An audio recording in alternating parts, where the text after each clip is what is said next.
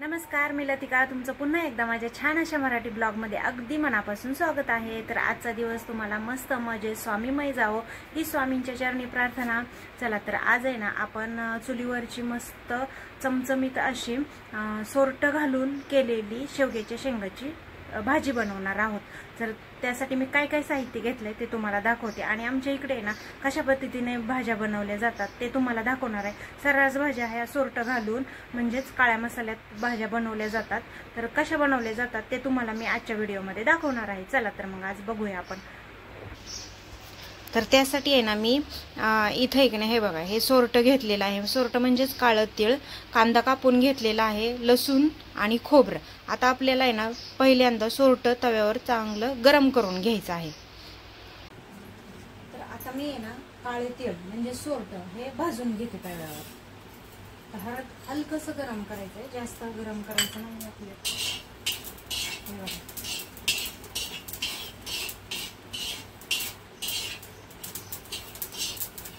कडकड वाजायला लागलं ते काढून घ्यायचं आहे आपल्याला.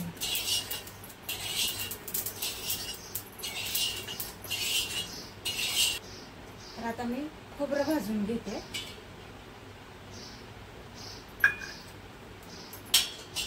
तांबूस रंगापर्यंत भाजून घ्यायचंय. तर खोबरं आणि कांदा परत हे सोरट, या सोरटामुळे ना आपल्या शेवग्याच्या शेंगाच्या भाजीला खूप छान चव येते. आणि आमच्या इकडे ना अशाच पद्धतीने भाज्या बनवल्या जातात. तर याला काळ्या मसाल्यातल्या भाज्या असं म्हणतात. पण आपण काळा मसाल्यातल्या भाज्या म्हटलं की काय म्हणतो की काळा मसाला वापरून बनवलेल्या भाज्या. पण इकडे आहेत ना त्या भाज्यांना ज्या भाज्या सोरट घालून ज्या बनवल्या जातात ना त्याला काळ्या मसाल्यातल्या भाज्या बनवल्या असं म्हटलं जातं. काळ्या मसाल्यातल्या भाज्या असं म्हटलं जातं. तर खरंच खूप छान होतात ह्या भाज्या. तुम्ही एकदा खरंच नक्की ट्राय करा सोरट घालून बनवलेल्या भाज्या. तर मी आज त्यातली तुम्हाला शेवग्याच्या शेंगाची रेसिपी दाखवणार आहे. तर आता मी इथं कांदा पण भाजून घेते.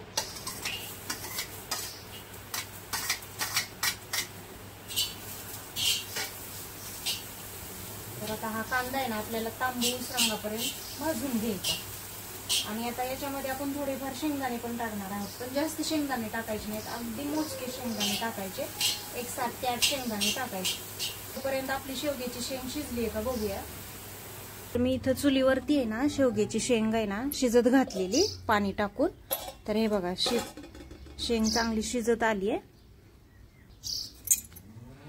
हे बघा, तर मी एक शेंग बघते तुम्हाला दाखवते की शिजली आहे की नाही ते. हे बघा, छान अशी शिजली आहे शेंग. आणि चुलीवरती खरंच पटकन शिजल्या जातात. आता आपण याला फोडणी द्यायची. तुम्ही फोडणी बरोबरच जरी शेवग्याची शेंग टाकली ना तरी काही हरकत नाहीये. तर मी आता हे झाकून ठेवते.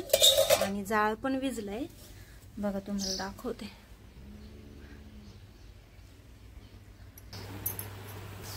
आता मी थोडीशी शेंगदाणे टाकते बघा.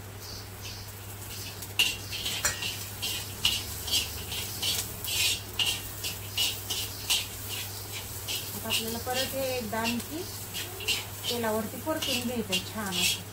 तुम्ही एखादी लाल सुकी मिरची सुद्धा टाकू शकता याच्यामध्ये, किंवा हिरवी मिरची पण टाकू शकता आणि चांगलं भाजून घेऊ शकता याच्यामध्ये या तेलामध्ये. त्याने सुद्धा आपल्या भाजीला छान चव येते.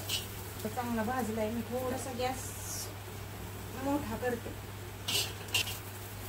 आता आपल्याला हे खोबरं सुद्धा याच्यामध्ये भाजून घ्यायचंय. परत एकदा तेलामध्ये मी भाजून घेते. जरी तुम्ही तेल टाकून भाजून घेतलं तरी चालेल. त्याच्यामध्ये मी खोबरं टाकते आणि परत एकदा आपल्याला हे सगळं भाजून घ्यायचंय. आता हे सोरट याच्यामध्ये टाकायचं नाही. जर आपण हे सोरट याच्यामध्ये टाकून परत भाजून घेतलं ना तर काय होतं, आपण ज्यावेळेस मिक्सरला हे बारीक करू किंवा पाट्यावरती बारीक करू तर हे व्यवस्थित बारीक नाही होत. त्याच्यामुळे हे सेपरेट आपल्याला अगोदर वाटून घ्यायचं मिक्सरमध्ये आणि मग नंतर हा मसाला बारीक करून घ्यायचा. तर तुम्ही याच्यामध्ये कोथिंबीर पण टाकू शकता. आता माझ्याकडे कोथिंबीर नाहीये त्याच्यामुळे मी काही कोथिंबीर टाकलेली नाहीये. जर असेल तर तुम्ही फोडणीलाच इथं टाकली तरी चालेल आणि थोडीशी भाजून घेतली तरी चालते कोथिंबीर. तर आता मसाला भाजलेला आहे बघा. आता मी हा थंड करून घेते आणि मग आपण मिक्सरला बारीक वाटूया. आणि आपल्याला आता चुलीवरती याची फोडणी द्यायची. आणि तुम्हाला मी चुलीवरती दाखवते शेवग्याची शेंग कशी बनवायची ती. काळ्या मसाल्यातली शेवग्याची शेंग. तर आता मी हे थंड करायला ठेवते. आणि हो, लसूण पण टाकायचा याच्यामध्ये, म्हणजे जो लसणाचा वास आहे ना तो थोडाफार कमी होतो. तर बघा आता सोरट घालून मी बारीक केलेला मसाला, म्हणजे फक्त सोरट बारीक केलेला आहे. तर आता आपल्याला याच्यामध्येच आपण जे वाटण बनवलेलं ना, कांदा, खोबरं, थोडेसे शेंगदाणे आणि लसूण, हे याच्यामध्ये टाकून आपल्याला नंतर मग परत बारीक पेस्ट करून घ्यायची. तर तुम्हाला मी दाखवते बारीक पेस्ट करून झाल्यानंतर, पण अगोदर आपल्याला सोरट बारीक करून घ्यायचंय. तुम्ही जर याच्याबरोबरच जर सोरट बारीक करायला घेतलं ना तर ते व्यवस्थित बारीक होत नाहीये. त्याच्यासाठी आपल्याला अगोदर फक्त हे सोरट बारीक करून घ्यायचं आहे. तुम्हाला फोडणी दाखवते कशी करायची. नंतर मी आता कढई तापत ठेवली आहे. तर आता तेल टाकते. तर माझं अगोदरच रात्रीच तेल होतं, मी भजी तळलेले त्याचं तेल आहे. तर तेच तेल मी वापरते आता फोडणीसाठी.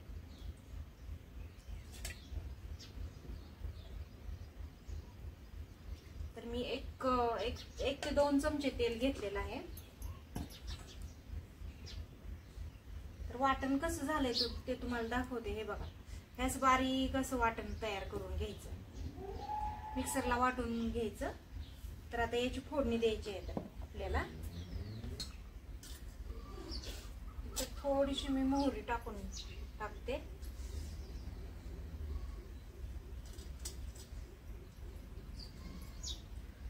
लाल तिखट टाकलेला आहे. आपला काळा मसाला टाकलाय अर्धा चमचा. थोडासा कांदा लसूण मसाला टाकलाय आणि हळद.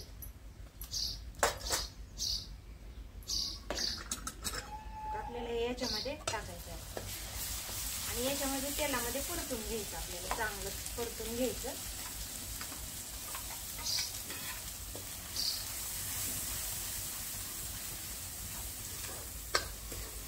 पाणी आणते थोडं.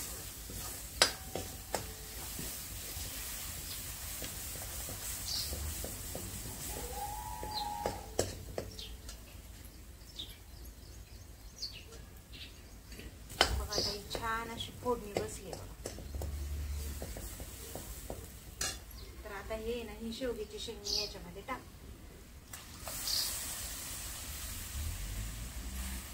मिक्सरचं भांडं स्वच्छ धुवून याच्यामध्ये टाकते. आपल्या मिक्सरच्या भांड्याला सुद्धा खूप मसाला चिकटलेला असतो मिक्सर बारीक करताना. तर ते पण भांडं मी याच्यामध्ये धुवून टाकते असं स्वच्छ.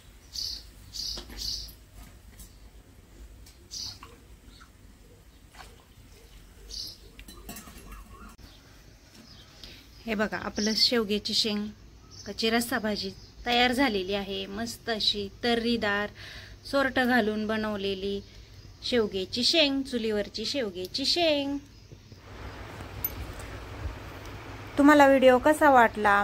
तुम्हाला ही रेसिपी आवडल्यास नक्की व्हिडिओला लाईक करा, शेअर करा, सबस्क्राईब करा.